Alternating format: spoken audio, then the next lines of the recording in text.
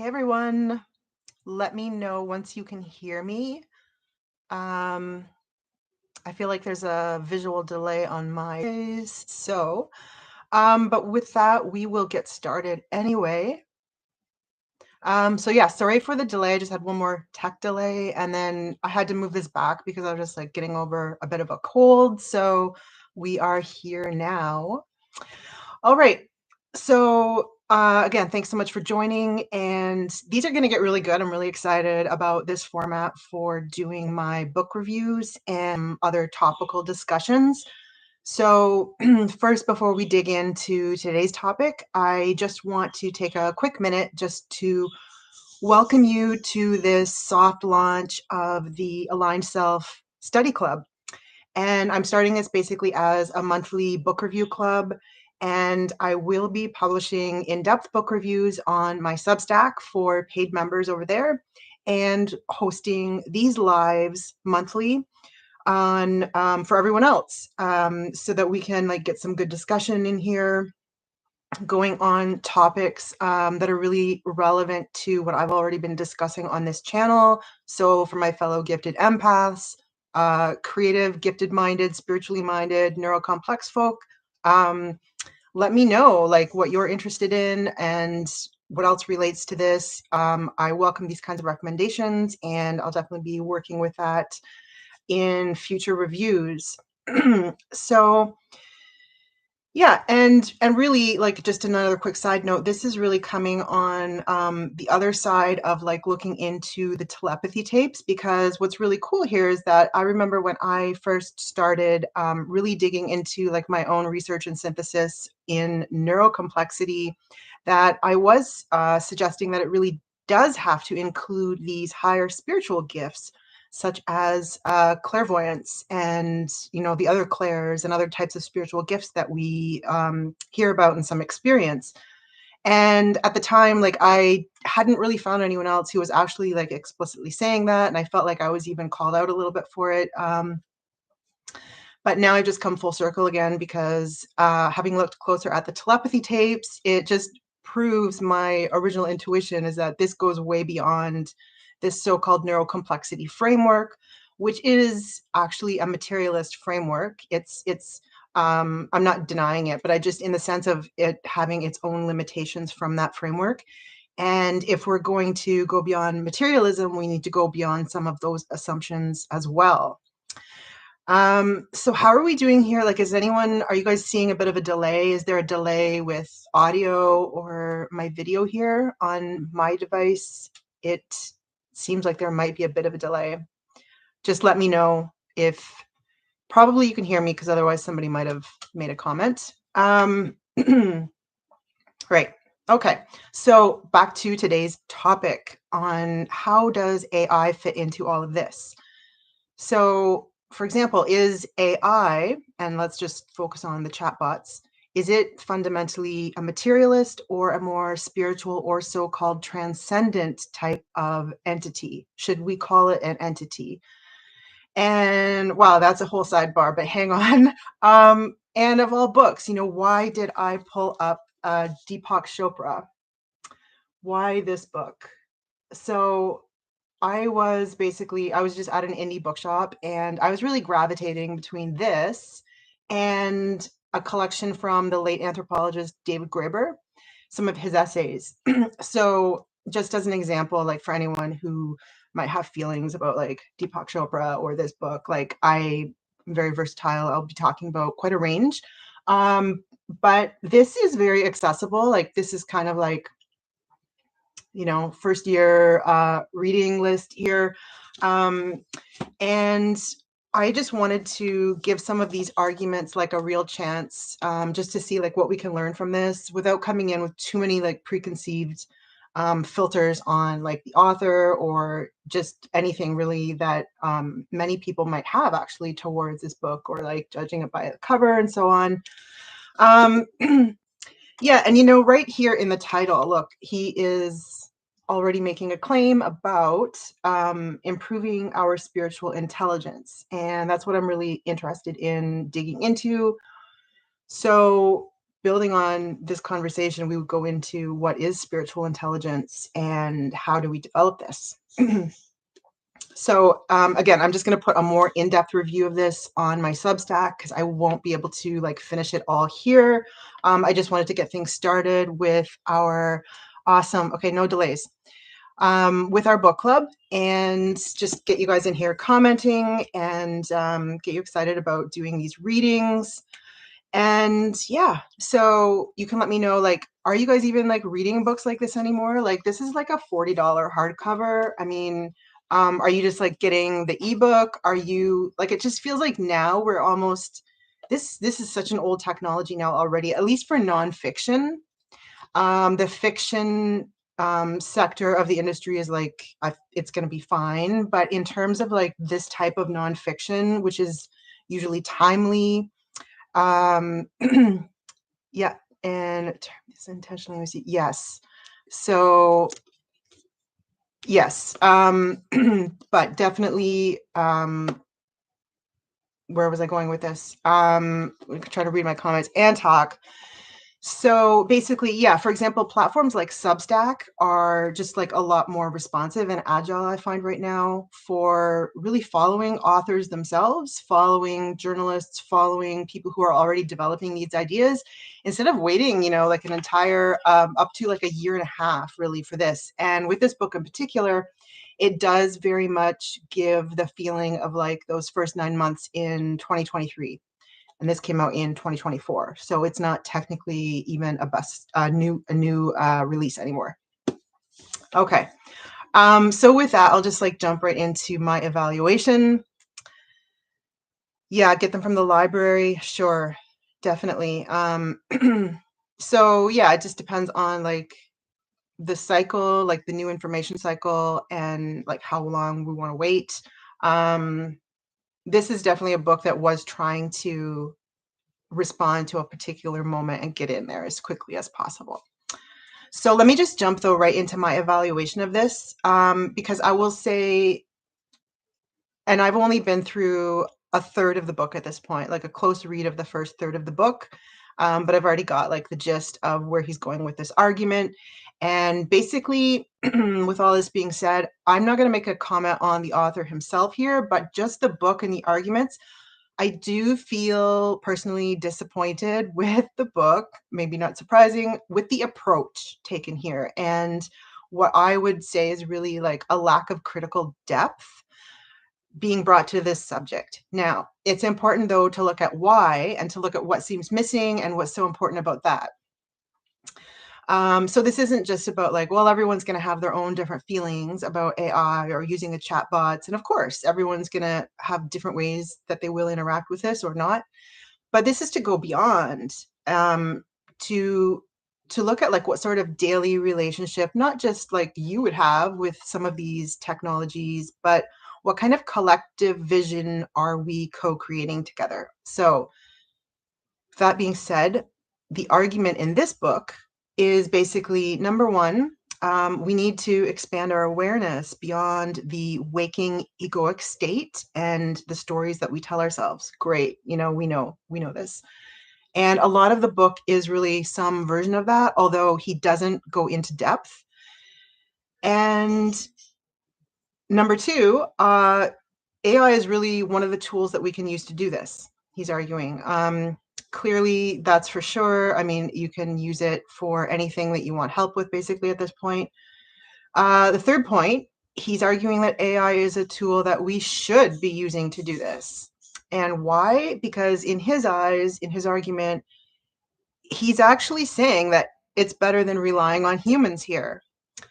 Specifically, he's seeming to suggest that working with a human spiritual teacher, for example, is actually more tantamount to giving our power away because we're working with someone outside of ourselves.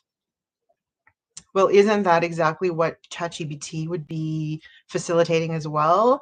This turning outside of ourselves. And, he doesn't really get into, the counterfactual here. Like, isn't ChatGPT also a form of giving our power away? Like, would it be different than working with a spiritual teacher? So, And one point of clarification here too is that when he's talking about AI, of course, these are the chatbots, right? Like there's like 8 broad classes of AI, and the chatbots and the large language models is just one of these. So just keep that in mind. For example, now we have other language model engines like Gemini, we've got Claude, we now have DeepSeek, and this is just going to continue. So yeah, okay. So let's just dig into some of this, right? He talks about this being like better than therapy. So he brings in claims like, well, it can get more specific because there's no time limit on a session, or it has more patience. You can talk for 8 hours if you need to. It's on demand. It's so far it's still cheaper, or it's free. You can't hurt its feelings, so you are more likely to be more genuine, and this will give you better results. And he also argues for why it's better than just standard search engines. This is an easier case to make here. For example, like I read a lot of the summaries that Gemini gives, and it's really especially useful on like difficult tech topics. Like if you need to know if a certain platform has this or that, or if you need to like dig into a manual, like it's really helpful to have the super quick, concise summary, and then you can still click and follow up on the details that it links in the citation. So I do appreciate that. In that sense, it's really like a positive amplification of what search engines were already doing. But then, and he has some deeper claims too on like the core method for how using these chatbots can increase your spiritual intelligence. And it basically comes down to the fact that these will work as a mirror of your own intelligence, your own consciousness. And essentially, you can use this for shadow work, you can use this for other types of inner work. And that's all great, like that is ultimately true. Like everything is going to be a mirror for what we're already doing in our consciousness. And in this sense, like it calls to mind like other techniques we might use, such as like consulting the tarot, or maybe using plant medicine. Like, so he doesn't get into those types of questions, but like I think that's fruitful to think about. Are we dealing with like a spectrum here of these types of technologies? Is using a chatbot in this regard essentially any different from consulting the tarot, for example? Sitting there and asking about your life purpose, what your next steps should be, like, does this person really like me? This kind of thing, So is chatbot going to know about that? Is tarot going to know about that? Is this another just tool for divination? And it's really just what we're doing with our own conscious decisions anyway. So about half of this book really just consists of him like really reprinting like a lot of the prompts that he uses, like what he has written, and then literally just what ChatGPT feeds back. So, I didn't really pay a lot of attention to like what ChatGPT is spitting out here, because it's really just what humans are already saying. But it does raise another interesting question of whether or and how much the rest of the text has been like written by some other type of LLM. He doesn't disclose that. So I'm assuming that from his point of view, he hasn't, but it does raise that question that now we kind of need that disclaimer, right? So let me just get quickly into like some of the other main issues and criticisms that we can obviously find with this, because he doesn't really go deeper than what I've just said. And you would expect him to for this type of argument. So right from the outset, he kind of like in the introduction, he makes a blanket decision that he's not going to go into any criticisms or concerns around this use of AI, basically dismissing it, passing it off really as something like just doom mongering, and or just kind of like a blanched version of skepticism. And in my view, I actually feel that given this topic, that's a little bit irresponsible. It puts this text a lot closer to commercial advertisement. And there's actually like a blurb right here at the bottom by Sam Altman from OpenAI. And, at this point, we really do need like more criticism and larger viewpoints on what humans are doing with technology. So that's the second related issue. This book doesn't even place this technology into context. So this is kind of like the equivalent of like stepping back to like 2012 maybe and salivating over the latest iPhone model and how sleek the Apple packaging is. So it's one thing to like keep a topic focused, which I understand, but again, given the nature and the consequential aspects of the way these chatbots and similar technologies are already being used, it just seems like that there should be more context, more contextual work done in here, especially in regards to developing our spiritual intelligence. The argument deserves more in-depth probing about the nature of who we really are and how we already use technology over the long history, like human history of using these kinds of technologies, going back to language, going back to dance, and so on. So I would really consider this kind of like, this is a form of like material bypassing. So that is another whole area that isn't touched on. It's just swept under the rug, like the actual physical costs of using this type of technology, the energy they use, the water they use, the minerals they use, and that kind of thing. So the violations of copyright law, all of these things are just kind of swept under the rug. And I feel like not continuing to mention those and continually integrating these kinds of concerns into the context is kind of a disservice to the precedents that this type of ignorance can really set for later developments. And it's really easy to dig in here deeper if you wanted to. Like, for example, this cover image, it's a symbolic fusion of a lotus flower and a microprocessor. So at best, this is kind of like evidence of being really unreflective, I would say, about how the visual design embodies a philosophy that may or may not cohere with what's in the text. But in this case, it's just an example of like, they're just trying to be clever. It's like really visually catchy. And it seems to like convey the theme without actually questioning what the suggestion is here. So, for example, like human consciousness is not actually metaphysically equivalent to anything happening on a microchip, even if it's a quantum-based microchip. So, like individual quantum reactions are not, that would be taking a further reductive approach to like, we can't say, oh, okay, consciousness is happening when a photon is born here, or just because this one electron is like entangled with another electron, like that alone is still a reductive approach. And we know that we're dealing with something more like fields rather than like these individual interactions, so to speak. So that being said, like I'll just quickly say like there are a couple of like obvious really good use cases for this kind of technology. For example, with some older people who may be suffering from dementia, or maybe they are totally isolated, they lack a lot of social resources. This is a language tool, right? It can be used as a language learning tool. So in that respect, this is like completely legitimate. It could be really useful.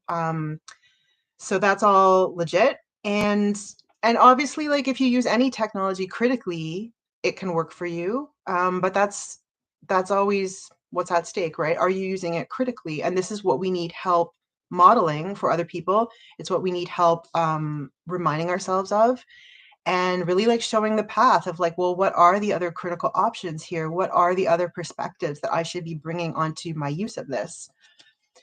So, for example, you can definitely use this for calling in other perspectives that maybe you weren't considering. Like if you are, I don't know, if you're buying a house for the first time and maybe you want to ask if like, well, what are the other things that I should be asking my realtor about, for example? Like those are like great use cases, right? And in that sense, it's kind of closer to like this amplified search engine idea.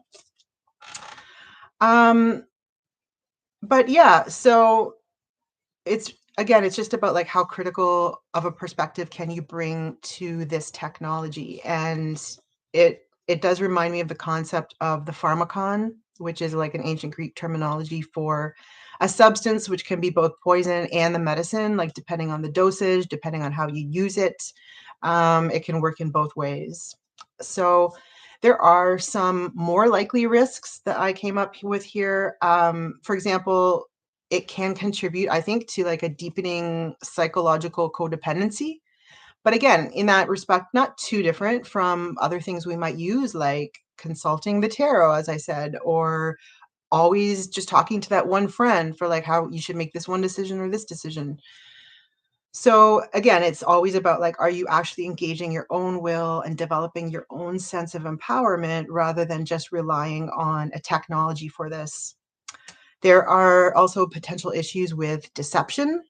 We have some pretty dramatic cases already of like legitimate AI hallucinations. And like, how is a child or a teenager or anyone going to be able to recognize that if we are venturing into new topics, new territories? Who would recognize such and such as a hallucination, right? Like, what benchmark can we really compare this to? And there's also like a feedback loop that I think we haven't really seen a lot of discussion on. So let me know if you guys are following this, like if you've also been thinking about this, but it's kind of like the way these algorithmic echo chambers work in our social media. So as more of our internet has a greater proportion of this AI generated content or AI influenced content or assisted content, as it were, this is in continuing to influence the thought processes of those who consume this, including like other chatbots and engines who are scraping this information and feeding it back into their training networks. So this seems like this could be an obvious issue because it's pointing towards having less diversity in thought insofar as people are relying on this. And at the very least, it's no longer coming from the basis of organic experience. So this may point to a new appreciation or a new opportunity for creators and writers who are still continuing to like draw on organic experience in a way that these engines cannot. So this is always a possibility. But you can hear this now, I find, in some interviews, like if you might listen to somebody's reel and they're talking about their own experience, and then they end up using like the exact same lines that you're already hearing in like 10 other like reels on the feed. And it's just a little bit like, are you doing your own authentic synthesis? It's one thing to like have a citation or something, but there is an aspect where this is actually like conditioning thoughts if somebody isn't like stepping in there and like doing their own synthesis. Simply journaling, yeah, definitely, yeah, writing, doing your own, like that's an excellent, we would definitely call that an organic technology. That's a really great example for comparing here. It's an embodied technology, like you're writing with your own hands, you're writing on paper. The paper's not the point, but yeah, great example. So this aspect of the feedback loop also raises existing questions of groupthink, which cut across all areas, all contexts. It's not like one specific ideological view or not. And yeah, so we need to keep that in mind, and we need more people talking on that level as well with this topic. So another interesting thing too, like Deepak Chopra admits that this form of AI doesn't really have its own vision or philosophy, at least at this point. But it can help us remember our own vision. Sure, just like consulting the tarot. But he's not questioning like whose specific vision these chatbots already embody. For example, whose vision were these? What is the collective vision that we're developing here? He doesn't really look at consequences. He's just like literally, it does sound like a commercial, like for the latest iPhone model, basically. And for all that he wants to emphasize spiritual intelligence, he doesn't really dig deeply into like what even that consists of. For example, it's not just having spiritual beliefs. It's not just like being spiritually oriented and like liking spiritual things, but maybe not having any developed intuitions here. So I would have liked to see more actual like analysis there, more new kinds of synthesis on that side of the topic.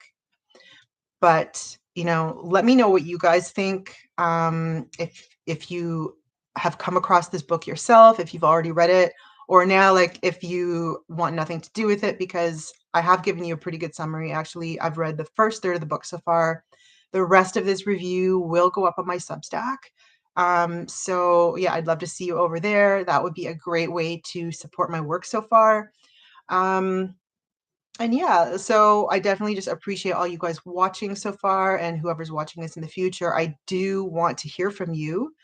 And if you do end up checking this out, I mean, there's probably already like a PDF online somewhere. Just let me know where you're standing with how are you using like some of these chatbots right now? Have you been asking these questions yourself? And so on. So what do you think, concerned?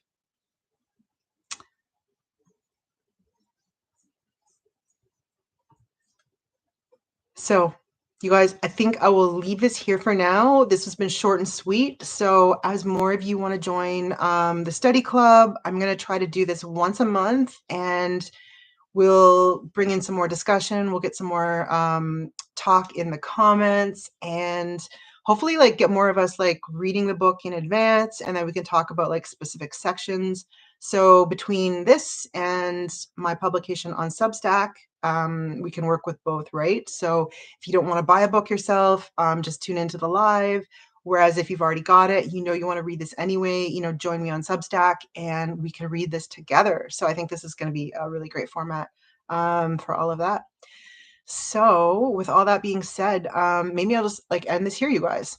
And thanks all for coming today. I can't talk yet. So yeah, we'll catch you in the comments.